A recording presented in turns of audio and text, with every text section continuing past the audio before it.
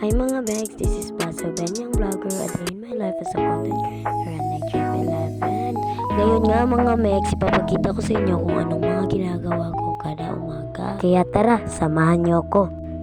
Pagkagising ko nga mga Mex, ay yan, nag-stretching muna ako. Tapos, pagkatapos kong mag-stretching, ay inayos ko na ang higaan ko mga Mex.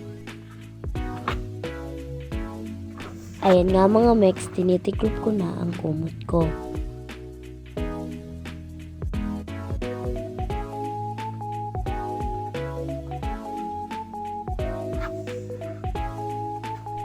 Pagkatapos ko namang tiklopin ang kumot ko mga Mex, ay tinitiklop ko na rin ang higaan ko.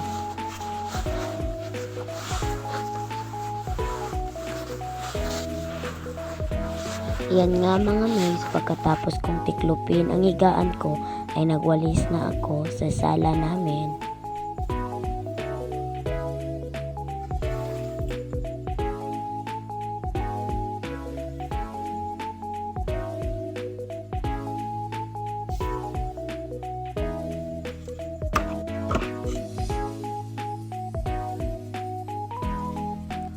Ayan mga Mex, pagkatapos ko namang magwalis sa sala namin, ay niligpit ko na ang mga kalat sa upuan namin.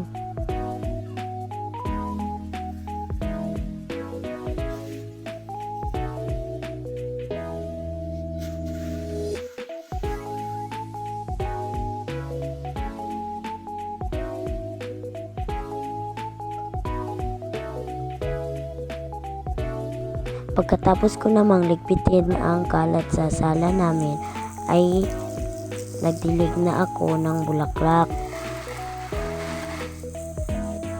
So mga Bex, dito na nagtatapos ang ating video. Salamat po sa panonood.